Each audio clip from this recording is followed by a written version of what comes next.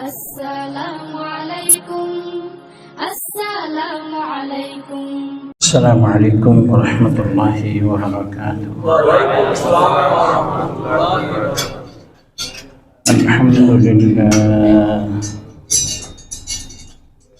الحمد لله نحمده ونستعينه ونستغفره ونؤمن به ونتوكل عليه ونعوذ بالله من شرور أنفسنا ومن سيئات أعمالنا. من يهده الله فلا مضل له ومن يضلله فلا هادي له. ونشهد أن لا إله إلا الله وحده لا شريك له ولا نذير له ولا مثيل له. ونشهد أن سيدنا وسندنا وحبيبنا وطبيب قلوبنا وعلى آل سيدنا محمد وعلى آله وأصحابه وبارك وسلم. أما بعد فأعوذ بالله من الشيطان الرجيم. بسم الله الرحمن الرحيم. ولقد نصركم الله ببدر وأنتم أذلة فاتقوا الله لعلكم تشكرون. صدق الله المولانا العظيم. وقال صاحب الرسالة صلى الله عليه وسلم: لعل الله اطلع إلى أهل البدر فقال رسول الله صلى الله عليه وسلم: اعملوا ما شئتم فقد وجبت لكم الجنة، أو كما قال النبي صلى الله عليه وسلم. وصدق رسوله النبي الأمي الكريم، وصدق من الشاهدين والشاكرين، والحمد لله رب العالمين. حمد تعریف اس خدا کی جس نے بخشا زندگی، حمد تعریف اس خدا کی جس نے بخشا زندگی، درود سلام اس نبی پر جس نے سکھایا بندگی، بلغ العلا بکمالہ کشف الدجی بجمالہ، حسنت جمیع خصالہ، صلوا علیہ وآلہ۔ اللهم صل على محمد وعلى آل محمد كما صليت على إبراهيم وعلى آل إبراهيم إنك حميد مجيد. اللهم بارك على محمد وعلى آل محمد كما باركت على إبراهيم وعلى آل إبراهيم إنك حميد مجيد الحمد لله ثم الحمد لله আল্লাহ সুবহানাহু ওয়া তাআলার লাখো কোটি শুকর যে মহান পরওয়ারদিগার আলম আমার মতো অদম আদনা গোলামকে আপনাদের মতো দিনদার পরহেজগার বান্দাদেরকে আল্লাহ তাআলার ঘরে আসার বসার রমজানুল মুবারক মাসের দ্বিতীয় জুমা আদায় করার জন্য কোরআন ও সুন্নতি কিছু আলোচনা শোনার জন্য আসার বসার যে তৌফিক দান করছেন সর্বসুজুদ হয়ে তোবানান কালিমাত শুকর আদায় করি বলি আলহামদুলিল্লাহ। আল্লাহ সুবহানাহু ওয়া তাআলার দরবারে দরখাস্ত পেশ করি এমন একটা মাস যে মাসকে জান্নাতের মাস বলা হয়, জাহান্নাম থেকে মুক্তির মাস, বরকতের মাস, রহমতের মাস, নাজাতের মাস। এই মাস তো এমন মাস মুমিনের জন্য জয় জয়কারের মাস।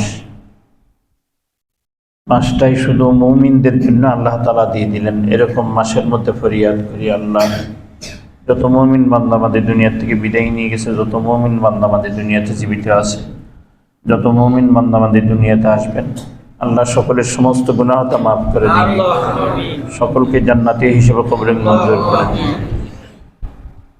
আমরা যে কয়েকখানা দরুদ সালাম পড়লাম, এই কয়েকখানা দরুদ সালামকে অগণিত গুণ অজস্র গুণ বৃদ্ধি করে আল্লাহর হাবিবের উপযুক্ত করে পূর্ণ মহাব্বতের সহিত সহি করে শুদ্ধ করে যেভাবে তেলাওয়াত করলে আল্লাহ এবং আল্লাহ রসুল সন্তুষ্ট হবেন, এই তরিকা মোতাবেক সলুক মোতাবেক সোনার মদিনার মধ্যে হাদিয়াতান পৌঁছায় দিন বলে না। কারণ জীবনে একবার দরুদ শরীফ পড়া ফরজ, একবার হলো দরুদ শরীফ পড়তে হবে যে কোনো মুসলমানকে, তার উপর ফরজ। ওই ফরজের যে সওয়াব এই রমজানের মধ্যে বান্দা যত দরুদ পড়বে তত দরুদের সওয়াব ওই সওয়াবের সমান। জন্য বেশি বেশি করে তাসবিহ তাহলিল দরুদ জিকির আজকার কোরআন তেলাওয়াত এগুলোর মধ্যে থাকা উচিত বান্দাদের। কিন্তু আফসোস আমরা এত গাফেল এত অলস, আমাদেরকে আসলেই দুনিয়া এমনভাবে ঘায়েল করে দিছে। আমাদের চিটাগাঙের একটা ভাষা আছে,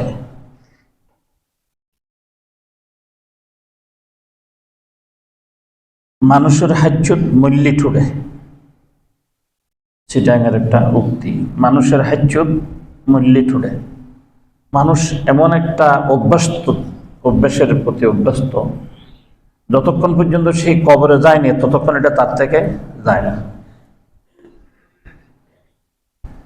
এত ফজিলতের বয়ান শুধু আমি কেন, যে কোনো ওয়াইজ যে কোনো কেউ এটা চাই আলেম হওয়া লাগবে না, আওয়ামও যদি দাঁড়াইয়ে কথা বলে দুইটা এই মাসের মধ্যে শুধু রমজানের ফজিলত বয়ান করতে ঘন্টার পর ঘন্টা যাবে।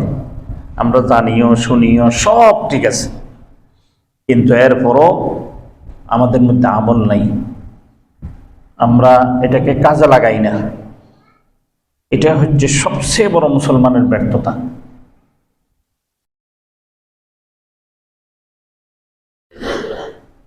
আমি গত কয়েকদিন আগে আমি একটু মসজিদ থেকে নামাজের পর যাওয়ার সময় একটু দেরি করে যাই। কয়েকদিন আগে যাচ্ছি আমার মহল্লায়, আমি বলতে চাই না এই কথাগুলি, খুব দুঃখ এবং আফসোসের সহিত বলতে হয় জিনিসগুলি। আমি আবার মুসলমান বলি। নির্লজ্জতার একটা সীমা থাকা উচিত, সীমা অতিক্রম করাটা অত্যাধিক ক্ষতিকর। পকেটের মধ্যে মোবাইল, ওয়াজ চলতেছে কুয়াকাটা সাহেব হাফিজুর রহমান কুয়াকাটা। আমার যতটুকু কানে বাজছে ততটুকুর মধ্যে বুঝতে পারলাম নমাজ সম্পর্কিত মাসালা আলোচনা করতেছে। ডান হাতে মাশাআল্লাহ ধোঁয়া ওঠে না ওই জিনিসটা, বাম হাতে 4 কাপ, পকেটে কি বললাম কুয়াকাটা, না মোবাইল বলে নেই, পকেটে মোবাইল বলে না, পকেটে ওয়াজ চলতেছে কার, কুয়াকাটা হুজুরের। বিষয় আবার নমাজের। ডান হাতের মধ্যে দৌড় এটা, আর বাম হাতের মধ্যে মাশাআল্লাহ সার কাপড়ের নাম নিচ্ছি না আর কি। আমি চলে যাচ্ছি, স্যার হুজুর আসতেছে। আগেকার সময় তো এমন ছিল, যদি একজন টুপিওয়ালা আসে, টুপিওয়ালা বুঝেন তো, দাড়ি নাই, মোছ নাই, কিচ্ছু নাই, একটা টুপি পড়ছে শুধু, ওই টুপির সম্মানে সিগারেটওয়ালা সিগারেট লুকাই ফেলে। হেতেও জানে এতও সিগারেট খায়, যে টুপি দিয়ে যাচ্ছে হেতেও কিন্তু সিগারেট খায়, কিন্তু এরপরও সম্মানে সে তাড়াতাড়ি সিগারেটটা লুকে। কার সম্মান? ওই ব্যক্তির সম্মান না, টুপির সম্মান। ওই জিনিস এখন এমনভাবে উঠে গেছে যা ভাষায় প্রকাশ করার মতো না। আর তাও ঘটনা কিসে? রমজানে, মাত্র কয়েকদিন আগে। আমার আফসোস লাগে, দুঃখ লাগে এরকম ব্যক্তিদেরকে দেখলে। তুমি তোমাকে মুসলমান বলো। আমাদের তো মুসলমান এখন শতকরা বললে ভুল হবে না, একটু 2 রোজা পর্যন্ত 100 মুসল্লি থাকে। 2 রোজার পরে মাশাআল্লাহ 15-20 জনের মতো ছুটে যায়। এটা হচ্ছে যে নমাজ ছুটে, রোজা ছুটে 30 থেকে 40 জনের। যখন আরো একটু 7-8টা পর্যন্ত যায়, তাহলে নমাজ চলে যায় 40 থেকে 45 জনের, রোজা ছুটে যায় প্রায় 70 জনের মতো রোজা রাখে না। আমি হলফ করে বলতে পারবো আপনাদেরকে। তুমি এখন আগে ধরেন রিক্সা চালাইতো, মনে করতাম কষ্ট। আমি আপনাদেরকে অনেক সময় বলছি, রিক্সা চালাইতো, পেট্রোলের রিক্সা, এমন করে মারতো, কষ্ট হইতো ওই জন্য। এখন তো মাশাআল্লাহ এমনি চাপ মেরে চলে যায়, এরপরও রোজা রাখে না। অর্থাৎ রোজা রাখে না কষ্টের জন্য, এটা না, কিন্তু এটা তার অভ্যেস হয়ে গেছে রোজা না রাখার জন্য, সে রোজা রাখে না। আমি কথাটা বুঝাইতে পারতেছি কিনা এটা জানি না। আমি আগে তো মনে করতাম যে কষ্ট হয়, রিক্সা চালায়, দিন মজুর, অমুক করে সমুক করে, খুব কষ্ট হয়, কেমনে রোজা রাখবে, একটু দিলের মধ্যে ময়লা আসে না। কিন্তু এখন দেখি যে না না না না, এটা আসলে কিন্তু কষ্টের জন্য রোজা রাখে না, এটা না, এটা হচ্ছে যে তার অভ্যাস হয়ে গেছে রোজা না রাখা। আবার আমি আমাকে কি বলি? মুসলমান বলি। মুসলমান কাকে বলে? মুসলমান তো এটাকে বলা হয়, আল্লাহ তাআলা বলতেছেন ইয়া আইয়ুহাল্লাযীনা আমানু, না না, ইয়া আইয়ুহাল্লাযীনা আমানুত্তাকুল্লাহ হাক্কা তুকাতিহি ওয়া লা তামুতুন্না ইল্লা ওয়া আনতুম মুসলিমুন। ইয়া আইয়ুহাল্লাযীনা আমানুত্তাকুল্লাহ হাক্কা তুকাতিহি, তুমি ঈমানদার যে হইছো, এই ঈমানের হক পরিপূর্ণ আদায় করো। যদি ঈমানের হক পরিপূর্ণ তুমি আদায় করতে পারছো, তাহলে তোমাকে কি বলা হবে? মুসলমান বলা হবে। এই মুসলমানিত্ব নিয়ে যদি তুমি কবরে যাইতে পারো, তাহলে তুমি সফল। আর যদি এই মুসলমানিত্ব ছাড়া তুমি কবরে আসো, এমন কুদামি খাবা, এটার কোনো পিঠে বরদাস্ত তো করতে পারবে না, এমন চিল্লানি চিল্লিবে। এই মাত্র একটু উপরে, এক সিনে উপরে মানুষ, এই মানুষ শুনবে না, কিন্তু জীব জন্তু, গরু দেখছেন, গরু যখন কবরস্থানে যায়, অনেক কবরের মধ্যে যখন নাকি ঘাসের মধ্যে মুখ লাগায় থাকে, দেখছেন কোন সময় এরকম? অনেক অহরহ ঘটনা আছে এরকম। কারণ আল্লাহ নবী রাসূলুল্লাহ সাল্লাল্লাহু আলাইহি ওয়াসাল্লাম বলছেন, জীবজন্তু তাদের অবস্থাটা টের পাচ্ছে, ওই জন্য তার হাইবত হয়ে যায়, কিন্তু তাদের জবান নাই, মানুষকে প্রকাশ করতে পারতেছে না। দেখো এই কবরের মধ্যে কিরকম আযাব হচ্ছে, তুমি এখানে নাচানাচি করো, তুমি রোজা রাখতেছো না, পকেটের মধ্যে মোবাইল রেখে কাটার ওয়াজ শুনো, রোজা না রেখে মুসলমান নিজে দাবি করো, এক হাতে সিগারেট রাখো। এখন বলতে পারেন হুজুর, উনি যদি অসুস্থ হয়, অসুস্থ লোকের পরিচয় পাওয়া যায়, আপনি আমার ওয়াজ করেন না কমপক্ষে এতটুকু। এটা করলে কিন্তু মাথা আরো ফেটে যাবে। তো কে অসুস্থ লোক, কে অসুস্থ লোক না, এটা তো বুঝার কমপক্ষে কাজের অতটুকু কাজে পেয়ে যেত। আল্লাহ আপনাদের এই মিম্বরে বসার তৌফিক দান করছে। যদি অতটুকু যদি বুঝার তৌফিক না থাকতো, এই মিম্বরে বসার তো তৌফিক আল্লাহ তাআলা দিত না। আফসোস লাগে, ওই জন্য বলছি কথাগুলি, খুব দুঃখ লাগে, বিশ্বাস করেন, এত কষ্ট লাগে বলার মতো না। মনে করলাম নামাজ 5 ওয়াক্ত, এত তো আসা টাওয়া কষ্ট, ঠিক আছে, রোজা, আফসোস, আল্লাহ তাআলা মাফ করুন। খায়ের, আমার আজকে গত জুমায় আপনাদেরকে বলেছিলাম, আমার আসল বিষয়বস্তু হচ্ছে যে বিবাদ ঋণ, বদর সম্পর্কিত আলোচনা। কেন রমজানের মধ্যে, কেন আলোচনাটা, এটার উত্তর, যদি কেন রমজানে আলোচনা, হুজুর অন্য সময় করতে পারেন এই রমজানে কেন? বদর যুদ্ধ সংগঠিত হয়েছিল এই রমজানের 17 রমজান। কত রমজান? 17 রমজান। হিজরতের কোন বছর? 2য় হিজরি। এটা স্মরণ রাখবেন, এটা বেশি স্মরণ রাখা উচিত মুসলমানদের। দ্বিতীয় হিজরির রমজান মাসের 17 তারিখ বদর যুদ্ধ সংগঠিত হয়। এই যুদ্ধ তার ওজন কতটুক, তার দাম কতটুক, এটা বোঝার জন্য আগে মক্কা এবং মদিনার ভৌগোলিক অর্থনৈতিক প্রেক্ষাপট আমাকে বুঝতে হবে, এটার গুরুত্ব কতটুক বোঝার জন্য। বদর যুদ্ধের মক্কার মধ্যে আমাকে একটু কেউ আছে স্ট্যান্ডটা দেন, এটা রাখতে পারতেছি না হাতে, দেখি ওজন বেশি, আমি মনে করছিলাম রাখতে পারবো না। আস্তে আস্তে বসেন বসেন। তাই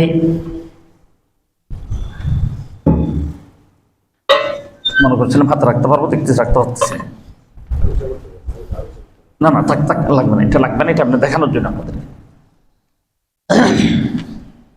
এটা হচ্ছে যে ভৌগোলিক এবং অর্থনৈতিক জিনিসটা বুঝতে হবে, তখন আপনি বদরের প্রেক্ষাপট, বদরের কদর আপনি বুঝে আসবে আপনার। রাসূলুল্লাহ সাল্লাল্লাহু আলাইহি ওয়াসাল্লাম প্রাথমিক পর্যায়ে মক্কায় ছিলেন, 13 বছর পর্যন্ত নবুয়তের দাওয়াত দিছে। মক্কার প্রেক্ষাপট কি? মক্কা হচ্ছে যে ব্যবসায়ী লোক এবং পশু লালন পালন করত, পশুর ব্যবসা করত, পশুর চামড়ার ব্যবসা করত, এই কাজ ছিল তাদের। রাসূল সাল্লাল্লাহু আলাইহি ওয়াসাল্লাম হিজরত করে কোথায় গেলেন? মদিনা। মদিনার লোকজনের প্রধান কাজ ছিল হচ্ছে যে কৃষিকাজ, তার মধ্যে প্রধান কৃষিকাজ হচ্ছে যে খেজুরের, অন্যান্যগুলি কম, খেজুরটা সবচেয়ে বেশি। কিন্তু এখন যারা ব্যবসা করে, ব্যবসায়ী এবং শিল্প কার্য করে, শিল্প কাজ, শিল্পপতি বলেন, যেমন নাকি ওটের চামড়া, গরুর চামড়ার কি বানানো, আপনার মশক বানানো, মৌজা বানানো, জুতা বানানো, এগুলি মক্কার বাসিন্দা যারা ছিলেন তারা করতেন। তারা এগুলি বাহিরে নিয়ে গিয়ে বিক্রি করতেন, এখান থেকে অন্য মাইলানে এখানে বিক্রি করতেন। এটি ছিল তাদের পেশা, নেশা যেটাই বলেন। কিন্তু মদিনার ছিল কৃষিকাজ। কৃষকের মধ্যে ধনী হইতে পারে এটা খুব কম, কিন্তু ব্যবসায়ের মধ্যে, শিল্পপতির মধ্যে ধনী হয় এটা সবচেয়ে বেশি। দুই একজন ব্যবসায়ী, দুই একজন শিল্পপতিকে একটু লস চাইলে যায়, বাকিরা কিন্তু উঠে যায়। কিন্তু কৃষিকাজের মধ্যে উঠে কম, পরে বেশি।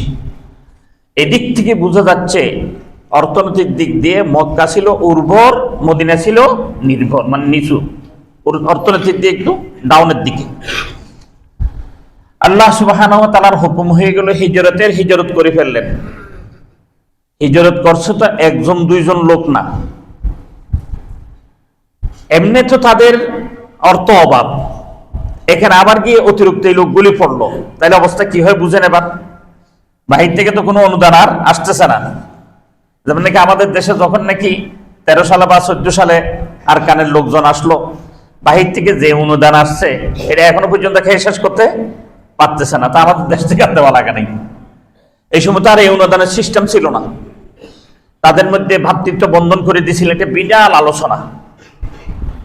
এর মধ্যে অভাব আরো বেড়ে গেল। এটা আল্লাহ সুবহানাহু ওয়া তাআলার ইশারা, ইঙ্গিত। এটা আল্লাহ তাআলা বেহতর জানে কেন করলেন, কি জন্য করলেন, এটা আল্লাহ তাআলার ইচ্ছা। যখন অভাব বেড়ে গেল, রাসূলুল্লাহ সাল্লাল্লাহু আলাইহি ওয়াসাল্লাম এই তুর্গের মধ্যে বসবাস করতেছিলেন। এর মধ্যে মক্কার কাফেররা যখন রাসূলুল্লাহ সাল্লাল্লাহু আলাইহি ওয়াসাল্লামকে মারতে পারেন নাই, হিজরতের রাত্রে মারতে চাইছিলেন, এই ঘটনাটা আপনি বলতে গেলে অনেক সময় চলে যাবে। মারতে যখন পারেন নাই, তাদের আক্রোশ রয়ে গেছে। তখন তারা একটা নাদওয়াতুন নাদিন মধ্যে একটা মিটিং ডাকলেন, বললেন বসো, আসো হেরমের পাশেই। মিটিং ডেকে বলতেছে আমরা তো পারলাম না, তারাদের মদিনায় গেছে। প্রথম কিছু কূটনৈতিক সালসালো, তখন খাইবরের ইহুদিদেরকে দিয়ে, যে তবুক যুদ্ধ বললাম যে সূরা তওবার মধ্যে, এই খাইবরের যুদ্ধ, এই খাইবরের ইহুদিদের সাথে তারা একটু মশওয়ারা করলো, করে বলতো ওদেরকে একটু হুমকি দাও, ধমকি দাও, যদি ওরা এরকম করে আমরা অবরোধ করব। এই কথা বলার পরে রাসূলুল্লাহ সাল্লাল্লাহু আলাইহি ওয়াসাল্লাম খুব কষ্ট পাইলেন, নিজের জন্মভূমি ছেড়ে দিলাম তোমাদের জন্য, সব কিছু ত্যাগ করে আসলাম, এক কাপড়ে চলে আসছি, হাতে কোনো কিছু নিতে পারিনি। এরপর তোমরা এগুলি করতেছ, জুলুমের তো একটা সীমা থাকা উচিত। যখন তাদের বিরুদ্ধে অবরোধের ডাক দেওয়ার জন্য সম্পদের দরকার, মালের দরকার, অস্ত্রের দরকার। তখন আবু সুফিয়ানের নেতৃত্বে একটা কাফেলা পাঠাইলেন সিরিয়াতে ব্যবসা করার জন্য, অর্থ সংগ্রহ করা হইল। যেমন আমরা এখন অর্থ সংগ্রহ করার জন্য ওয়াজ চলতেছে, এটা ওয়াজ চলতেছে কিসের জন্য? অর্থ সংগ্রহ করার জন্য। তারাও অর্থ লাগবে, অর্থ সংগ্রহ করলেন। অর্থ সংগ্রহ করে এই অর্থ যা আছে এটা পর্যাপ্ত হয় না, এটাকে একটু বাড়ানো হোক। বাড়ানো কিভাবে হবে? বলে এখান থেকে আমরা অমুক সমুখ সেই নিয়ে গিয়ে সিরিয়াতে বিক্রি করো, আবার ওখান থেকে কিছু জিনিস নিয়ে এসে এখানে বিক্রি করো। যে ফান্ডটা হবে এই ফান্ডটা দিয়ে আমরা অস্ত্র কিনবো, বস্ত্র কিনবো, সব কিনে অবরোধ করব মদিনাকে। দেখি কেমনে তারা বেটারা থাকে এখানে, একদম নিস্তেনাবুদ করে দিব, মদিনার অস্তিত্ব বিনাশ করে দিব। এই কথার জন্য যখন ব্যবসায়ী কাফেলা গেলেন, ব্যবসায়ী কাফেলা ফিরার সময় আল্লাহ নবী রাসূলুল্লাহ সাল্লাল্লাহু আলাইহি ওয়াসাল্লামের খবর দিলেন, অর্থাৎ গোয়েন্দা বিভাগ আর কি, গোয়েন্দা বিভাগ খবর দিলেন যে তারা অমুক রাস্তা দিয়ে আসতেছে। আবার এদেরও গোয়েন্দা বিভাগ আছে, আবার এদেরও গোয়েন্দা লাগাইতেছে কি দেখে না দেখে। যখন মদিনার মধ্যে তখন এই খবর হয়ে গেলে এখান থেকে ওইখান থেকে ওদের গোয়েন্দা তাড়াতাড়ি খবর পৌঁছাই দিল, এটা কিন্তু তোমরা যে আসতেছো মদিনায় খবর পৌঁছে গেছে, মদিনায় কিন্তু প্রস্তুতি চলতেছে, তোমাদেরকে কি করবে? বাধা দিবে। কেন বাধা দিবে? এটা তো বাধা দেওয়ার অধিকার নেই। যদি কেউ বলে বাধা এই জন্য দিচ্ছে যে এটা জানা যে তাদের বিরুদ্ধে এই টাকাগুলি, এই অর্থগুলি কি করা হবে? ব্যবহার করা হবে, এটা নিশ্চিত রূপে জানা। ওই জন্যই তাদেরকে বাধা দেওয়ার জন্য রাসূলুল্লাহ সাল্লাল্লাহু আলাইহি ওয়াসাল্লাম নিজে মুহাজির এবং আনসারদেরকে নিয়ে রওনা দিয়ে দিলেন। রওনা দেওয়ার সময় 500-এর উপরে ছিলেন ওনারা লোক সংখ্যা। আস্তে আস্তে কিছু দুর্বল লোক চলে যেতেছে, কারণ এটা রমজান মাস ছিল। কথাটা বুঝতাম, আমি প্রথম অর্থনৈতিক কথা এই জন্য বলছিলাম যে রমজান মাস ছিল, এক রমজানের প্রথম, আবার রমজান এটা প্রথম অভ্যাস। এর আগে রমজান কখনো আর হয়নি, এটা প্রথমেই রোজা শুরু। প্রায় 8টা পর্যন্ত রোজা রেখে দিয়েছে, 8 রমজান। দুর্বল এদিক দিয়ে, খাদ্যের অভাব, দুর্বল এদিক দিয়ে, বস্ত্র নাই, দুর্বল এদিক দিয়ে, মানে কোন দিক দিয়ে বলবো, সর্বদিক দিয়ে দুর্বল দুর্বল দুর্বল দুর্বল দুর্বল। এরপরও তাদের উপর হামলা করার জন্য যেরকম যখন প্রস্তুতি নিচ্ছে, আল্লাহ নবী রাসূলুল্লাহ সাল্লাল্লাহু আলাইহি ওয়াসাল্লাম কাফেলা নিয়ে বের হয়ে গেলেন, তাদেরকে বাধা সৃষ্টি করবেন। এর মধ্যে আবু সুফিয়ান এই সংবাদ পাওয়ার পর আসতেছিলেন মদিনার পূর্ব দিক দিয়ে, সিরিয়ার থেকে, যে রাস্তা মূল রাস্তা, এই রাস্তা দিয়েই চলাচল করা হয়। আবু সুফিয়ান রাস্তা পরিবর্তন করে মদিনার পশ্চিম দিকে লোহিত সাগরের পার দিয়ে মক্কায় চলে আসলেন। এখন তো পাইলেন না কি ওরে? রাসূল সাল্লাল্লাহু আলাইহি ওয়াসাল্লাম বলছে, এই সংবাদ কেমনে কি হয়ে গেল? ওরা কিন্তু মাল সম্পদ সব নিয়ে কিন্তু মক্কায় চলে আসছে, এবং মক্কায় দ্রুত খবর পাঠাইলো, তোমরা যদি আজকে মদিনায় যদি হামলা না করো, তাহলে মদিনার ওলাদের জন্য তোমরা আর সিরিয়াতে যাইতে পারবে না, কারণ সিরিয়ার রাস্তা তাদের পাশ দিয়ে যাইতে হবে, তারা তোমাদেরকে এরকম এরকম বাধা দিবে। এই কথা শুনলে তো আরো কেঁপে গেছে। সকলে প্রস্তুতি নিয়ে মক্কার থেকে বের হয়ে গেলেন, মদিনায় চলে আসলেন, মদিনার দিকে রওনা দিলেন। মদিনার দিকে আসার পথে মদিনার থেকে বের হয়ে গেলেন রাসূল সাল্লাল্লাহু আলাইহি ওয়াসাল্লাম, মক্কা থেকে বের হলেন। কাফেররা, এটা হচ্ছে মধ্যবর্তী একটা স্থান, বদর একটা কুফের নাম। এই স্থানের মধ্যে যুদ্ধ সংগঠিত হইল। যারা হজে গেছে, উমরায় গেছে, তারা বলতে পারবেন যে কূপটা বর্তমান সময়ে পাথর দিয়ে একটু উঁচু করে দিছে, পাথর দিয়ে ঢাকা দিয়ে দিছে, উঁচু করে দিছে। এই 8-10 বছর আগেও খোলা ছিল। 8-10 বছর আগে এক হাজি সাহেব এসকো বেশি উঠছে, তো ওই লাথি মারতে গেছে, লাথি পাড়ের মধ্যে ইট দিয়ে দেয়, এটা তো ইটগুলো পুরাতন হয়ে গেছে, লাথিকে ইটেটা যে পড়ছে, বেটা তো শক্ত, মানে খুব উঠছে তো একবারে দিছে, মারে ধরে বেড়াও করে গেছে, এখানে করে মারা গেছে। ওই জন্য এটাকে গর্তটা বন্ধ করে দিয়ে পাথর দিয়ে দিছে। এই কূপটা কি? এই কূপটার মধ্যে হচ্ছে যে আবু জেহেলকে যে মারলেন, যে 2 বালক, আবু জেহেলের লাশ কোথায় ফেলবেন? এই কূপটার মধ্যে ফেলছে। ওই জন্য সবাই গিয়ে এখানে তুতু দেয়, লাথি দেয়, অমুক দেয়, সমুক দেয়, এগুলি করে আর কি। এই বদর যুদ্ধ সংগঠিত হয়। আমি বদর যুদ্ধ বলা আমার উদ্দেশ্য না, বদর যুদ্ধের পরিস্থিতিতে আপনার সামনে উঠাই ধরা। বদর যুদ্ধ করার জন্য মুসলমান বের হয় নাই। মুসলমানকে আক্রমণ করার জন্য যে অর্থ এবং অস্ত্র সংগ্রহ চলতেছিলেন, ওই অর্থ এবং অস্ত্রকে তাদেরকে বুঝাই দেওয়ার জন্য, তোমরা মুসলমানদেরকে এভাবে ঘায়েল করতে পারো না, এটা জুলুম হবে, এটা বুঝাই দেওয়ার জন্য মুসলমান বের হলেন। তারা বুঝে ফেললেন ভিন্ন, কারণ তাদের তো আক্রোশ আগ থেকেই রয়ে গেছে, খেদ রয়ে গেছে এদের প্রতি। ওই জন্যই 1000 লস্কর নিয়ে আবু জাহেল বেরিয়ে গেলেন মক্কা থেকে, বদর প্রান্তরে আসলেন, এখানে যুদ্ধ হইলেন। এই যুদ্ধ যখন হইতেছিল 1000 কাফের, 313 জন মুসলমান। বলবেন যে হুজুর 500 কইলেন, আবার 313 জন। 500 জনের মধ্যে যে আস্তে আস্তে যাইতে যাইতে আরো প্রায় 70 জনের মতো মুনাফিক ছিল। মুনাফিকরা পরবর্তী রাসূল ইসলামের সাথে আসেন নাই। এটা কেমন, এটা বোঝার জন্য এতটুক, যখন নাকি এরা অন্য দিক দিয়ে মক্কায় চলে গেল, মক্কার থেকে যখন নাকি কাফেররা বেরিয়ে আসলেন, এই সংবাদ রসুলের কাছে আসলেন। রাসূলুল্লাহ সাল্লাল্লাহু আলাইহি ওয়াসাল্লাম বললেন, এখন তো আমাদের যুদ্ধ করতে হবে, এখন যুদ্ধের বিকল্প বাদ আর কোন দ্বিতীয় রাস্তা আর নেই। এটাই, এবং করতে হলে মদিনার মধ্যে করাও যাবে না, কারণ এখানে শিশু রয়ে গেছে, বৃদ্ধ রয়ে গেছে, নারী রয়ে গেছে। ওরা যখন হামলা করবে, ওরা আর কিছু এগুলি বাস বিচারে করবে না, এগুলির জন্য আমি ওদেরকে ক্ষতি করতে দিতে পারি না। ওই জন্য চলো এই বদর প্রান্তরে আমরা তাদের সাথে মোকাবেলা করি। এখন বদর প্রান্তরে যখন মোকাবেলার জন্য আসছে, যে স্থানটা ভালো এটা দখল করে নিছে কারা? কাফেররা। এবং যে স্থানটা খারাপ, অর্থাৎ বালু, 1 পা দিলে 2 পা পিছনে যায়, এটা পড়ছে মুসলমানদের। আল্লাহ তাআলা প্রথম যে নসরত করলেন এই যুদ্ধে, প্রথম নসরতটা বৃষ্টি। প্রথম নসরতটা কি? বৃষ্টি দিয়ে প্রথম নসরত শুরু। এই নসরত দিয়ে আল্লাহ সুবহানাহু ওয়া তাআলা বদরকে বিজয়ী দিলেন, 313 জনকে বিজয়ী দিলেন 1000 সশস্ত্র শক্তিশালী মক্কার যোদ্ধাদের বিরুদ্ধে। মদিনার লোকজন কিন্তু যোদ্ধা ছিল না, মক্কার লোকজন কি আবার যোদ্ধাও। এই যোদ্ধাদের সাথে 1000 যোদ্ধাদের সাথে 313 জন বিজয় অর্জন করে। পরিস্থিতিটা কেমন ছিল?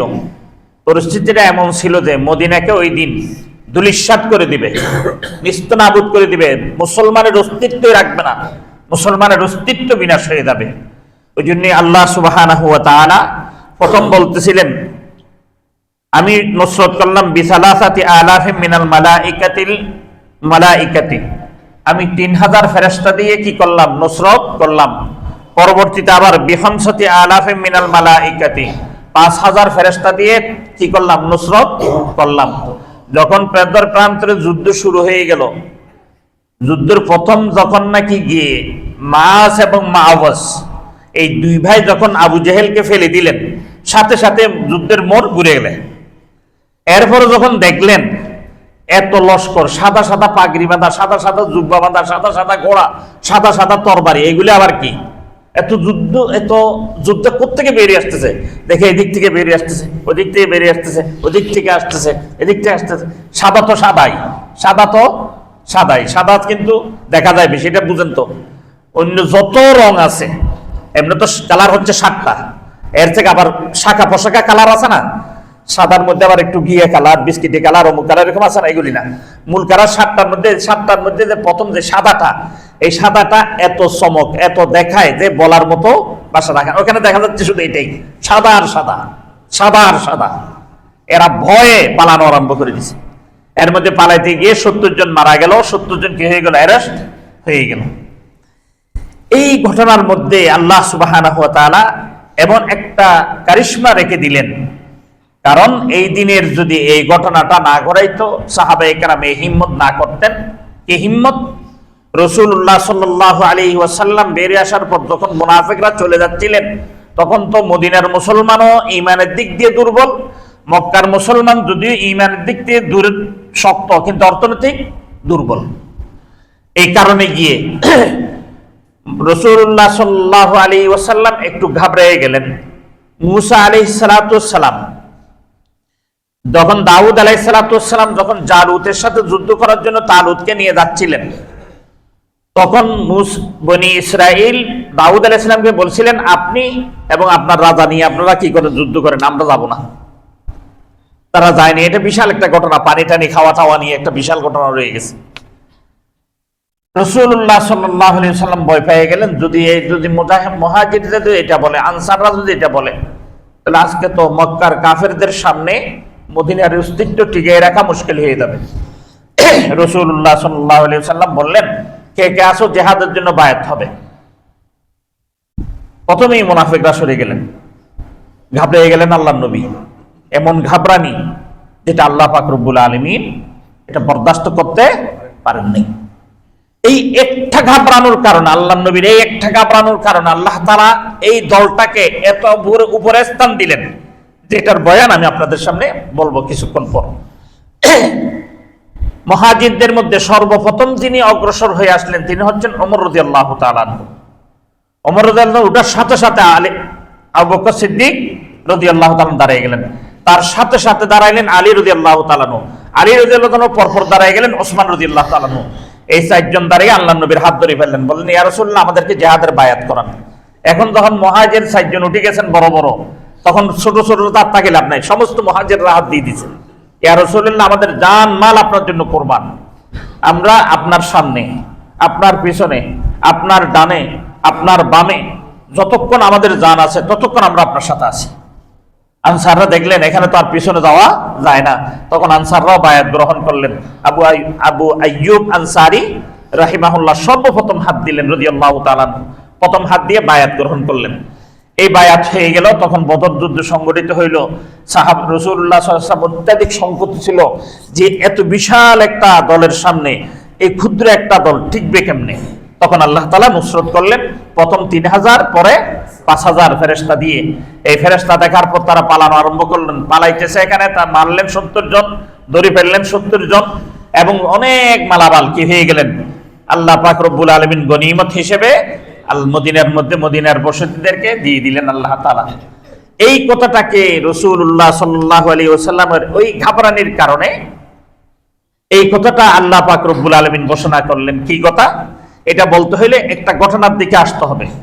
ইন্না ফাতাহনা লাকা ফাতাহাম মুবিনা, যখন নাকি একটু সময় নিব, আপনাদের একটু সময় নিব, মাইন্ড করেন না। আজকে কি বলেন, আজকে তো রোজা, আর খাইতে তো যাবেন না। রাসূলুল্লাহ সাল্লাল্লাহু আলাইহি ওয়াসাল্লাম যখন নাকি উমরা করেন, লাকাদ সাদাকাল্লাহু রাসূলাহু রুইয়া বিল হক, আল্লাহ নবী স্বপ্নে দেখলেন উমরা করবেন। সাহাবায়ে কেরামরা বলতে না বলতে সমস্ত সাহাবায়ে কেরাম তৈরি হয়ে গেল।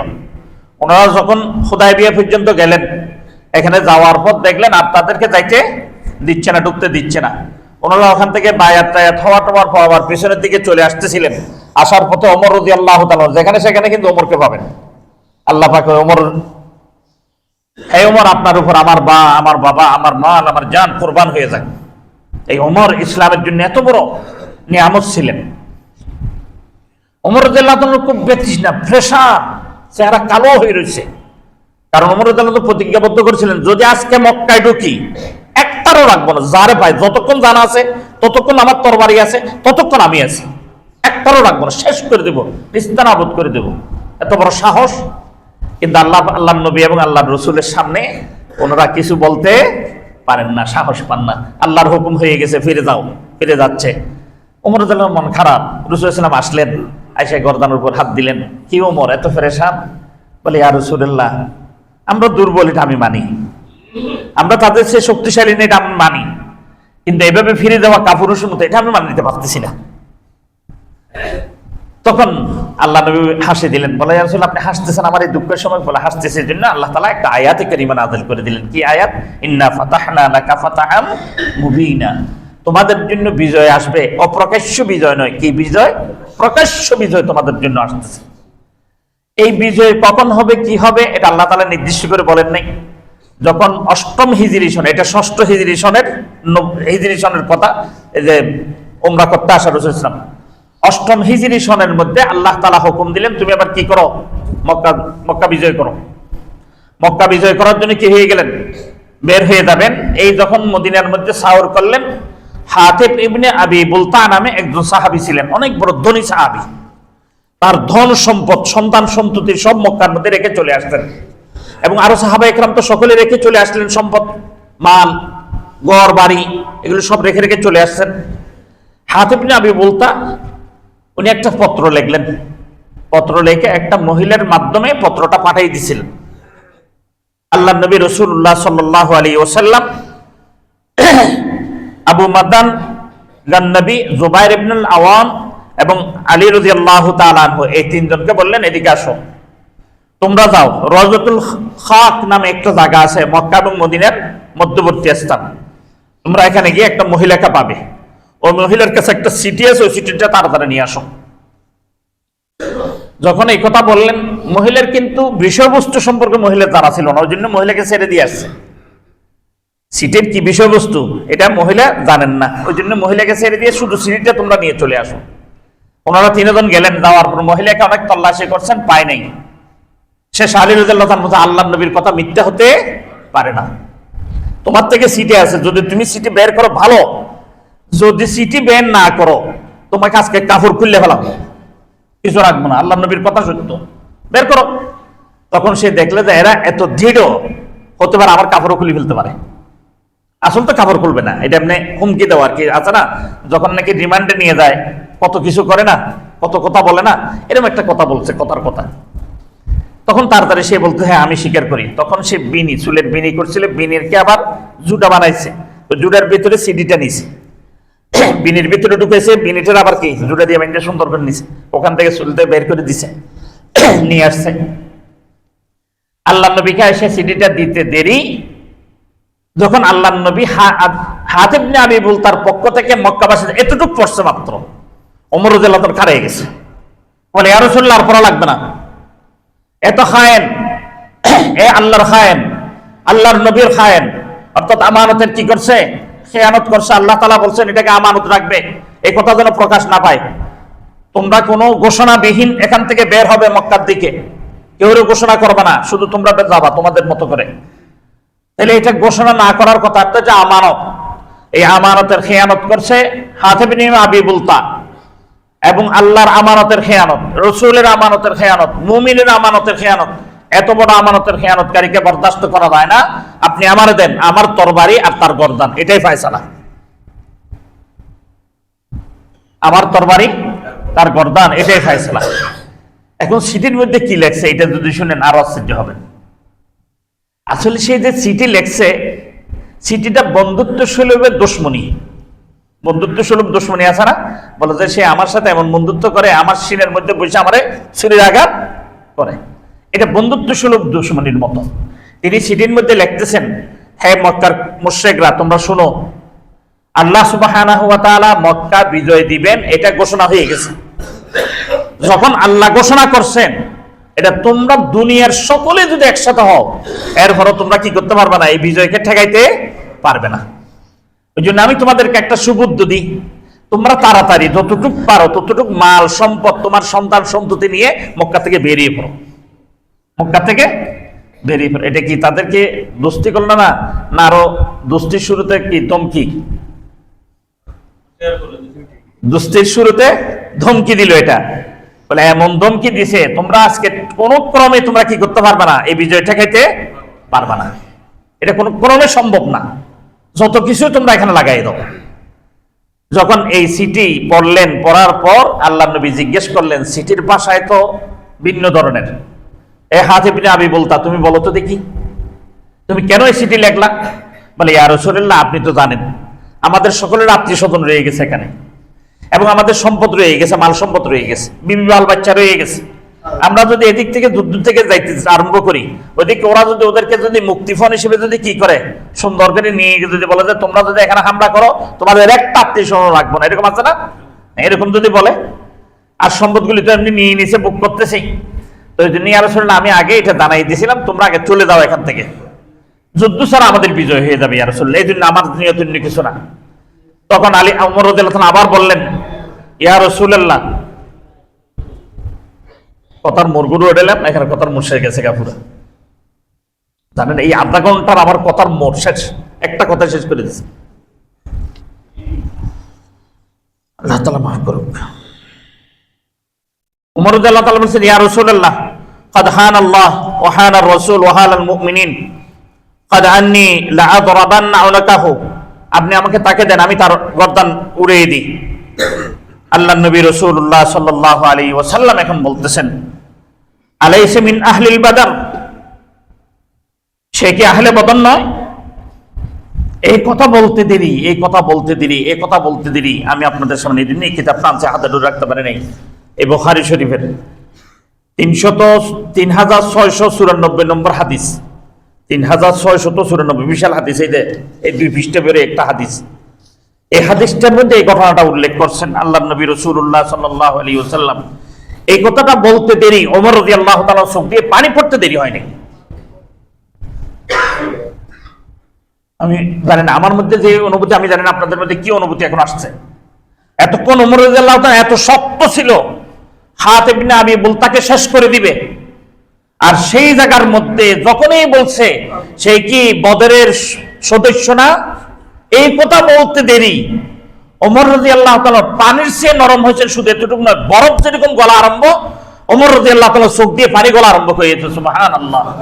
এটাই হচ্ছে বদরের মাকাম, এটাই হচ্ছে বদরের শান, এটাই হচ্ছে বদরের সাহাবায়ে কেরামের শান এবং মান। ছিল দুশমন, একটা শব্দ দিয়ে পুরো দোস্তির এমন পর্যায়ে পৌঁছে গেল যে চোখ দিয়ে ওমর রাদিয়াল্লাহু তাআলা পানি বাইতে আরম্ভ করে দিলেন। কি ভুল আমি করে ফেললাম, আমি কত বড় ভুলের মধ্যে ছিলাম। যাদের সমস্ত দোষগুলিকে আল্লাহ তাআলা বলল আজকে মাপ, সমস্ত দোষগুলি মাপ।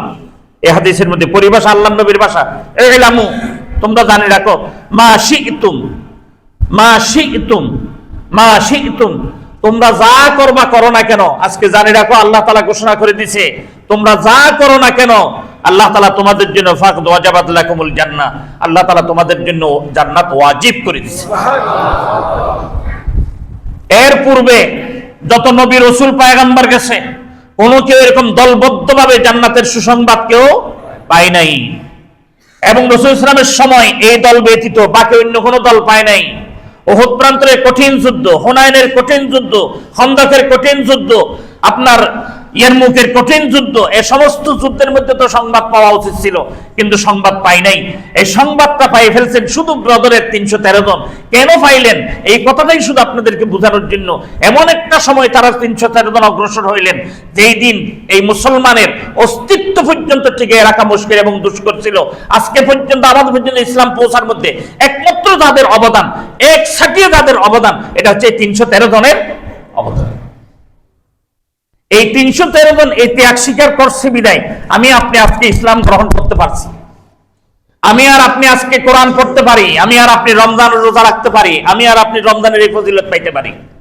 এই 313 জন এত মাকামওয়ালা, ওই জন্য আল্লাহ সুবহানাহু ওয়া তাআলা বললেন ফাকাদ ওয়াজাবাত লাকুমুল জান্নাহ। এই দুই তিনটা শব্দ শিখে রাখবেন। আল্লাহ তাআলা বলেন ইলামু মা শি'তুম, জানে রাখো হে আমার উম্মত মুহাম্মাদিয়া, কিয়ামত পর্যন্ত আর ওয়ালা উম্মত মুহাম্মাদিয়া, ইলামু, জেনে রাখো তোমরা, মা শি'তুম, এই 313 জন যা করুক না কেন, এই 313 জন যা করুক না কেন, আমি আল্লাহ তাআলা বলতেছি ফাকাদ ওয়াজাবাত লাকুমুল জান্নাহ, আমি আল্লাহ পাক রব্বুল আলামিন তাদের জন্য জান্নাত ওয়াজিব করে দিলাম। ওমর রাদিয়াল্লাহু তাআলা কেন গলে গেলেন বুঝতে পারছেন এবার? ওমর রাদিয়াল্লাহু তাআলা যাকে আল্লাহ তাআলা যত বড় পাপই করুক না কেন, যত বড় গুনাহ করুক না কেন, আল্লাহকে ঘোষণা করে দিয়েছে, মাফ করে দিয়ে দিয়েছে। আমি ওমরকে, ওই জন্য ভাইও এই কথাটা এই জন্য অবতারণা করা, এটা হচ্ছে এই জন্যই আমি আর লম্বার দিকে যাচ্ছি না। কথা বলতে গেলে অনেক কথা বলা যাবে, শুধু এতটুকু কথা বলবো, আপনাদেরকে আহ্বান করব। আমাদের এই কাফেলার নামে শুধু আমাদের এখানে না, এমনকি সৌদি আরবে পর্যন্ত রয়ে গেছে কাফেলা বদরিনের নামে, এরকম বিভিন্ন কাফেলা ওনাদের, এবং আরব রাষ্ট্রগুলিতে রয়ে গেছে, এবং আমাদের মুসলিম জাহানের অনেক রাষ্ট্রের মধ্যে রয়ে গেছে, বিশেষভাবে আমাদের বাংলাদেশ, ভারত, পাকিস্তানের মধ্যে রয়ে গেছে। এই কাফেলা নিয়ে বিভিন্ন ধরনের কাফেলা বিভিন্ন ধরনের করে। ওই রকমের মধ্যে আমাদের এখানে একটা কাফেলা করছেন, কাফেলায়ে বদরিন, আমাদের আশপাশ মাদ্রাসাগুলিও করছেন এরকম। কারণ এদের বরকত যদি আল্লাহ তাআলা আমাদের জন্য যদি ওয়াজাবাত লাহুল জান্নাহ হয়ে যায়, যদি ওদের নামের সাথে আমি মিশ্রিত হইলাম, ওদের নামের সাথে আমি সম্পর্কিত হইলাম, আল্লাহ তাআলা এই সম্পর্কের কারণে, কারণ হাদিসে আছে আল্লাহ নবী রাসূলুল্লাহ সাল্লাল্লাহু আলাইহি সাল্লাম বলেন আল্লাহ তাআলা কিয়ামতের দিন যখন বান্দার কোনো আমল পাবে না, বান্দার থেকে জিজ্ঞেস করবে তুমি কাকে মহব্বত করতে, তখন বলবে হুজুর আল্লাহ আমি তার বেশি কিছু পারি নাই। জিলফারের ইমাম সাহেব একদিন তাকরীর করছিলেন, তাকরীর করার পর বদরিনের কথা বলছিলেন, এই বদরিনকে ওই দিন থেকে আমি মহব্বত করে ওই জিলফারের বদরিন কাফেলা বদরিনের একজন আমি সদস্য হয়েছিলাম। আল্লাহ তাআলা বলবে বান্দা তোমার আর কিছু দরকার নাই, এইটাই তোমার নাজাতের জন্য যথেষ্ট। এই জন্যই আমি আপনাদেরকে বলবো, আমরা যারা এখন মাত্র মনে হয় 200 কত জনদানি হয়েছে, 210 জনের মতো, আরো রয়ে গেছে হচ্ছে যে আপনার প্রায় 103 জনের মতো। 103 জন, এটা হচ্ছে 1000 টাকার বছরে মাত্র। এটার নিয়মটা হচ্ছে বছরে আপনি 1000 টাকা শুধু দিবেন, এই কাফেলার সদস্য হবেন। এই কাফেলার কাজটা কি? এটার অনেক কাজ। এটা কিন্তু শুধু মসজিদের জন্য দানটা না, এখান থেকে মসজিদও নিতে পারবে, এখান থেকে মসজিদের ইমাম মুয়াজ্জিন হাদেমদের ওনাদের চিকিৎসা অমুক সময় এগুলি দিবেন। এবং যদি কোনো লোক মুনাসিব মনে করে এই এলাকায় অনেক দিন বসবাস করতেছে, এই এলাকায় অনেক দিন বসবাস করতেছে, তার অর্থ অভাব পড়ে গেছে, অসুস্থতা অর্থ অভাব পড়ে গেছে, তাকে জানাজা পড়াইতে পারতেছে না, অমুক সমুক এই সেই, এখান থেকে নুসরত করার নিয়ত রাখছেন ওনারা। এটা পরামর্শ সাপেক্ষে, কথাটা বুঝছেন, কথাটা বুঝে নিবেন। পরামর্শ করে যদি মুনাসিব মনে করে দেওয়ার, তাহলে ওনারা দিবেন, মুনাসিব মনে না করলে দিবেন না, কারণ এটা তো এমন হতে লঙ্গরখানা না। ওই জন্যই ভাইও আমি আপনাদেরকে অনুরোধ করব, যদি আপনারা এই কাফেলা নাও করেন, আপনারা যদি কোনো সদস্য একজনও না হন, আমি খোদার কসম করে বলি ওয়াল্লাহ তাল্লাহ বিল্লাহ, ওনারা যে নেক নিয়ত করছে এক নিয়ত ইনশাআল্লাহ সফল হবে। আর আপনারা যদি এটার মধ্যে আসেন তাহলে আপনারাও সফল হবেন, এই কাফেলা সফল হবে না। কথাটা বুঝছেন, কথাটা বুঝছেন আমার? আপনারা যদি একজন নাও আসেন, এই কাফেলা এই কাম বিফল হবে না। কারণ দুনিয়ার মধ্যে আমার আর আপনার সুরতে বিফল দেখা যাইতে পারে, কিন্তু এই নেক নিয়ত করার সাথে সাথে আল্লাহ সুবহানাহু ওয়া তাআলা এদের নামে জাযা ফাজা দেওয়ার জন্য অলরেডি সব রেডি করে ফেলছে। তাইলে বুঝা যাচ্ছে দুনিয়াতে সফল আসুক আর না আসুক, নেক কাজ নিয়ত করার সাথে সাথে ইসলাম বলতেছে সে সফল, ইসলাম বলতেছে কি সে সফল। আর আমি আর আপনি যদি এটার মধ্যে অংশগ্রহণ করি, তাহলে আমি কি দলটাকে সফলতা দিলাম না আমার নিজের সফলতা নিজেই নিলাম? তাহলে নিজের সফলতা। তাহলে যে ব্যক্তি নিজের সফলতা বুঝে না, তাহলে ওই ব্যক্তি কি বলতে হবে এবার বুঝেন। এটা একটু বাসও দিয়ে দিলাম আর কি সাথে। ওই জন্য বলতেছি ভাই, এটা কেন বলছি, আমি আজকে এটা অনেক বছর ধরে বলে আসতেছি, কিন্তু আপনাদের মধ্যে এটার কোনো টনক নাই। এটা মুসলমানের পরিচয় না। মুসলমানের পরিচয় এটাই বলা হয় যে মুসলমান এমন মুসলমান যখন বলবে, ইউসুফ আলাইহিস সালাতু ওয়াস সালামকে যখন বাজারে উঠাইলেন, খরিদ্দার আসলেন, এক বুড়ি সুতা নিয়ে জিনিস কিনা যায় নাকি? মুদ্রা যখন প্রচলন, আসবাব প্রচলন, এটা এক জিনিস। মুদ্রা যখন প্রচলন, তখন আসবাব দিয়ে মাল কিনা যায় না। আসবাব বুঝেন, মাল দিয়ে মাল কিনা যায় না, মুদ্রা দিয়ে মাল কিনতে হয়।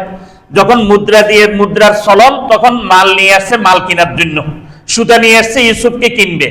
জিজ্ঞেস করতেছে বুড়িমা, তুমি সুতা নিয়ে আসছো কি জন্য? বলে ইউসুফকে কেনার জন্য। বলে কেন? বলে দেখলাম ইউসুফকে কেনার জন্য লাইন ধরে গেছে। এই মিশরের বাজারের মধ্যে 1000 বছরের ঐতিহ্য, এটা এত গোলাম এত বাঁধি আসে, কোনোদিন লাইন ধরে নাই। এই ইউসুফ যখন 1000 বছর পরে এই বাজারে উঠছে, ইউসুফকে খরিদ্দারি হিসেবে লাইন ধরছে সকলে, রাজা বাদশাহ পর্যন্ত এখানে লাইন ধরছে। তাহলে আমিও একটু লিস্টের মধ্যে নাম উঠানোর জন্য কি করলাম? লাইন ধরলাম। এই লাইনের দাম বাড়ানোর জন্য নয়, এই লাইনে যে দাম হয়ে গেছে আমিও এটার মধ্যে জড়ো হয়ে আমার দামটা বাড়ানোর জন্য। তাহলে একটা বুড়ি বুঝতে পারছে, আর আমি আর আপনি আধুনিক যুগে আসার পর আমি আর আপনি বুঝতে পারি না। ওই বুড়ি বুঝতে পারছে যে এই লাইনের মধ্যে যদি আমি জড়িত হয়ে যাই, তাহলে আমার দাম বাড়বে। বলবে যে আজি যে মিছিল যে লাইনে দাঁড়াইছে, ওই লাইনের সুতে নিয়ে এই বুড়ি দাঁড়িয়ে গেছে। তাহলে এই লাইনের মধ্যে যে দিলপারে ইমাম সাহেব দাঁড়াইছে, কাফেলায় মদিনের সদস্য হয়েছে, আমি যদি হই তাহলে আমারও সৌভাগ্য, আমার কি সৌভাগ্য। ওই জন্য যে ব্যক্তি সৌভাগ্যবান হইতে চান, আমি ওনাদেরকে অনুরোধ করব, আল্লাহর ওয়াস্তে অনুরোধ করবো, আপনারা যারা হয়েছেন তো হয়েছেন, আরো হওয়ার বাকি থাকলে আরো হবেন। নিজেরা একাধিক হইতে পারে, একজন একাধিক হতে পারে, একজন 3 বার 4 বার 5 বার 7 বার 8 বার সদস্য হইতে পারে, কোনো সমস্যা নেই। আবার ঘরের যে সদস্য আছে তাদেরকে সদস্য করতে পারবেন। এটা হচ্ছে 1000 টাকাটা, বছরে একবার 1000 টাকা দিলেই আপনি একটা সদস্য ফরম নেবেন। সদস্য ফরমের সাথে শুধু অ্যাড করে দিবেন আপনার একটা আইডি কার্ডের ফটোকপি এবং আপনার মোবাইল নাম্বারটা, এই দুইটা দিয়ে আপনি এখানে দিবেন। ইনশাআল্লাহ আপনার সাথে যোগাযোগ করে প্রতি বছর টাকাটা ইনশাআল্লাহ আনে নেওয়া হবে। বিকাশের মাধ্যমে আনে নিতে পারেন, আপনি নিজে এসে দিয়ে দিতে পারেন, যেটাই হোক, যত দূরেই হোক না কেন, এটা এই কাফেলার সদস্য হইতে পারবে। কেউ আমেরিকা আছে, উনি এই কাফেলার সদস্য হইতে চায়, আপনার দ্বারা আপনি তাকে বলছেন, ভাই আমাদের মসজিদে এরকম একটা কাফেলা হয়েছে, আপনি আমার ভাই, আপনাকে আমি এটার মধ্যে শরীক করতে চাই, এই নেক কাজের মধ্যে অংশগ্রহণ করার জন্য আপনাকে আমি আহ্বান করতেছি, আপনি যেন সফলতা পাইতে পারেন। এই কাফেলা তো সফল, এই কাফেলা কি সফল বলতে পারবেন? কেউ দাঁড়ান, বিফল বলতে পারবেন? আছেন আমার সামনে। যখন নিয়ত করছে, না শুনেন, এটা হাদিস আছে এবং কোরআন শরীফ আছে, যে কেউ ভালো কাজের নিয়তটা করবে, এই নিয়তের বদৌলতে আল্লাহ তাআলা তার আমলের কি সওয়াব দিয়ে দিবে। করার পরে 10 গুণ, করার পরে 10 গুণ, না করা পর্যন্ত 1 গুণ এই সওয়াব পাই ফেলছে। ওই জন্য তাহলে সফল হয়ে গেছে। সফলতা যে পাওয়া, দুনিয়ার সফলতা সফলতা না, আখিরাত আল্লাহর কাছে পাওয়া, এটা হচ্ছে মূল সফলতা। এই সফল হয়ে গেছে কাফেরা। এই সফলতার মধ্যে যদি আমি আমাকে জড়াইতে চাই, তাহলে প্রতি বছর 1000 টাকা দিয়ে একটা ফর্ম ফিল আপ করবো। ফর্ম ফিল আপের মধ্যে শর্ত হচ্ছে এটাই, শুধু আইডি কার্ডের একটা ফটোকপি দিব এবং আমার একটা মোবাইল নাম্বারটা দিব। এই দিয়ে ইনশাল্লাহ এখানে সদস্য হয়ে যাব। বছরে 1000 টাকা শুধু দিব, 1000 টাকা এক বছর, এই রমজান টু রমজান, রমজান টু রমজান। এটা হচ্ছে একটা। এটার মধ্যে এখন 210 জন হয়েছে না, আরো 103 জন বাকি আছে। কেউ যদি 1000 টাকা এটা হইতে চায় তাহলে হইতে পারবেন। আমাকে একজনে বারবার বলতেছিলেন, তাহলে আমার দিলেও এনসারা হয়েছে। এটা এনসারা বুঝেন, মানে দিলের মধ্যে বসছে আর কি কথাটা। আমি বললাম ঠিক আছে, ঘোষণা করা যায়, এটা কোনো সমস্যা না। ওনার জন্য এটা হচ্ছে ক ইউনিট, আর একটা হচ্ছে খ শাখা। এটার মধ্যে শুধু 500 টাকা দিবেন বছর। আপনি একটা ফর্ম নেবেন, আপনার আইডি কার্ডটা দিবেন, ফোন নাম্বার দিবেন।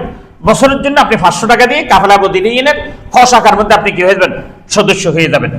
ওই জন্যই আমি আপনাদেরকে অনুরোধ করব, 500 টাকা পারবে না এরকম তো হতে পারে না। তাহলে একটা হচ্ছে প্রথম শাখা ক, আর একটা হচ্ছে দ্বিতীয় শাখা। এটা ইনশাআল্লাহ আল্লাহ তাআলা যদি আমাদেরকে দিলের মধ্যে দিল নশীন হয়ে যায়, ইনশাআল্লাহ সুম্মা ইনশাআল্লাহ। জি কথাটা হলো কি হুজুর, 1000 টাকা দিয়ে প্রতি বছর না না, এটা কথা হয়েছে। কথা হওয়ার পর আমি বলি, আমার একটু কথা বলতে দেন। কথা হচ্ছে 500 টাকা যদি কেউ মনে করে যে আমি এখন 500 টাকা দিয়ে সদস্যপদ গ্রহণ করতেছি, তারপরে সুযোগ মতো আর 500 টাকা দিয়ে 1000 টাকা পুরাইয়ে সে সদস্যপদ হয়ে যাবে। এটা ঠিক আছে, এটা ঠিক আছে, পলিসিটা ঠিক আছে। এটা হচ্ছে যে যদি কেউ 1000 টাকারটা যদি হবেন, তাহলে উনি এখন 500 টাকা দিয়ে সদস্য হতে পারবেন, আবার 500 টাকা পরবর্তীতে দিয়ে দিবেন রমজানের আগে আগে। এটা 1000 টাকারটা। কিন্তু আমি বলতেছি আবার আরেকটা, এটা হচ্ছে যে একটা হচ্ছে যে কাফেলা তো থাকবেই 1000 টাকার, আর একটা হচ্ছে 500 টাকার হবে। 500 টাকারটা আপনারা কেউ যদি আসেন যে আপনি 1000 টাকা দিতে পারবেন না, বছরে মাত্র 500 টাকা দিতে পারবেন, এই 500 টাকা আপনি ইনশাল্লাহ এটার মধ্যে আসেন। এটার মধ্যে আসার পর আপনি সদস্য হন। ইনশাল্লাহ সদস্য হওয়ার পর আল্লাহ তাআলা আপনাদেরকে বরকত এবং ফয়েজ আল্লাহ তাআলা দান করবেন ইনশাআল্লাহ তাআলা। আমি এতটুক বলবো, ওই পরিবারটা এখান থেকে চলে গেছে, ওই জন্যই। ওনার নাম আব্দুল হালিম সরকার ছিল। আব্দুল হালিম, আমি অনেক আগে বলছিও তখন, আব্দুল হালিম সরকার। উনি আমাদের কাফেলায় দিন তখন 10 টাকা সদস্য, মাসে 10 টাকা করে, তখন 120 টাকা বছরে। তো উনি আমাদের প্রথম সদস্য হইলেন। ওনাকে আমি একটা রিসিপ্টটা দিয়ে দিছি। উনি বলতেছিলেন, হুজুর আমার যখন বুক ব্যথা লাগে বুকে লাগাই, আল্লাহ তাআলা আমাদের শেফা দেয়। মাথা ব্যথা করে মাথা লাগায়, মাথা শেফা। উনি মারা গেছেন, কিন্তু ওনার পরিবার এখনো জীবিত আছে। আপনারা যদি চান ওনাদের পরিবারকে আমি আপনাদের সামনে আনতে পারবো ইনশাআল্লাহ তাআলা। বলে আমি এটা মাথা লাগাই, আমার মাথা শেফা হয়ে যায়। হুজুর আমার কোথাও গিয়ে ব্যথা পাইছি, ব্যথা লাগাইছে, আমি এটা কারিশমা, আমি অন্য কেউ লাগাই হয় না, আমারও লাগাই হয়ে যায়। অন্য কেউ লাগাইলে হয় না, আমারও লাগাইছি। তাহলে দুনিয়ারও ফায়দা পাওয়া আরম্ভ হয়ে গেছে। তখন উনি আমার সব সময়, উনি তখন যারা ছিলেন আমার সাথে পরিচিত, তখন তারা দেখছেন উনি আমার সাথে বসে বসে মসজিদে ওখানে ছিল ভিতরে থাকতে উনি আমার সাথে কথা বলতেন, গল্প করতেন। আমি আপনাদেরকে অনুরোধ করব, এই কাফেলার বদিনের আমরা সকলেই সদস্য হব ইনশাআল্লাহ তাআলা, সকলেই সদস্য হব। এটা হচ্ছে 1000 টাকারটা, এটা দুই ধরনের। 1000 টাকা একসাথে দিয়ে হইতে পারবো। 1000 টাকাটা আমি এখন 500 টাকা দিলাম, পরবর্তীতে আবার 500 টাকা দিয়ে দিব রমজানের আগে আগে। তাহলে 1000 টাকা দিয়ে আমি এইভাবে সদস্য হইতে পারবো। আর আমি আরেকটা আপনাদেরকে দিলাম, যেটা আমার দিলের মধ্যে আপনার আশ্চর্য নেই। এটা হচ্ছে 500 টাকার আরেকটা শাখা হবে। একটা হচ্ছে এটা 300 জন, 313, আরেকটা 313 জন হবে 500 টাকা। আপনারা সকলে মেহেরবানি করে ওই 500 টাকা করে দিয়ে আর 313 জন এখানে আসবেন ইনশাআল্লাহ তাআলা। আল্লাহ তাআলা দোনো কাফেলার মধ্যে সকলকে শরীক হওয়ার তৌফিক দান করবেন, আমিন। এরপর রয়ে গেল একটা কথা, যেটা এলান আমি আমার পক্ষ থেকে করতেছি, যদিও ওনারা করার জন্য এরকম আমাকে বলেন নেই যেভাবে এলান করার কথা। আমি বলতেছি এই জন্যই যে অনেক সদস্য, কাফেলা মদিনার সদস্য আছেন, হয়তো ওনাদের পর্যন্ত সিটি যাওয়া মুশকিল হইতে পারে। আমি ওনাদেরকে অনুরোধ করব, যারা সদস্য আছেন আগের, তারাও যোগাযোগ করবেন। আমাদের মুয়াজ্জিন সাহেব রয়ে গেছেন, ইমাম সাহেব, সানি ইমাম সাহেব রয়ে গেছেন, মুয়াজ্জিন সাহেব রয়ে গেছেন, আমাদের কেশিয়া সাহেব রয়ে গেছেন, ওনাদের সাথে ইনশাআল্লাহ যোগাযোগ করবেন। আর একটা আগামী শুক্রবার বাদ আসর একটা অনুষ্ঠান হবে। বাদ আসর, কখন বললাম? বাদ আসর অনুষ্ঠান হবে ইনশাআল্লাহ কাফেলার প্রতি ঋণ নিয়ে। ইনশাআল্লাহ এখানে আমাদের সেক্রেটারি সাহেব আছে, উনিও আলোচনা করবেন। আমাদের একরাম ভাই আছে, আমাদের ইঞ্জিনিয়ার সাহেব আছেন, আমাদের ডাক্তার সাহেব আছেন, আরো যারা যারা গণ্যমান্য ব্যক্তিরা আছেন, ওনারা 2 মিনিট আপনাদের সামনে কথা বলবেন ইনশাআল্লাহ কাফেলার প্রতি ঋণ নিয়ে। আসরের পর থেকে অনুষ্ঠানটা হবে। আমি আপনাদেরকে অনুরোধ করব, যারা সদস্য হয়েছেন তারা এবং যারা হবেন তারা মেহেরবানি করে আগামী এই বুধবারের মধ্যে যোগাযোগ করে ফেলবেন আপনারা মেহরবানি করে। যারা সদস্য তারাও, যারা সদস্য হবেন তারাও, হবেন ওরা, হবেন না ওনারা না, যারা হবেন ওনারা, যারা হয়েছেন ওনারা একটু মেহরবানি করে ওনাদের সাথে যোগাযোগ করে কিভাবে কি হবে এটা একটু করে নিয়ে ইনশাল্লাহ আপনারা তালুক করে নেবেন বুধবারের মধ্যেই। বৃহস্পতিবার আমরা একটা ফাইনাল করবো ইনশাল্লাহ, আর শুক্রবার, আগামী শুক্রবার বাদ আসর থেকে এই কাজটা শুরু হবে ইনশাআল্লাহ তাআলা। আল্লাহ সুবহানাহু ওয়া তাআলা আমাদের সকলকে কাফেলা বদরিনের শরীক হয়ে এই অনুষ্ঠানের মধ্যে বাদ আল আসর, আসরের পরে এই অনুষ্ঠানে শরীক হওয়ার তৌফিক দান করুন বলেন আমিন। ওয়া আখিরু দাওয়ানা আলহামদুলিল্লাহ।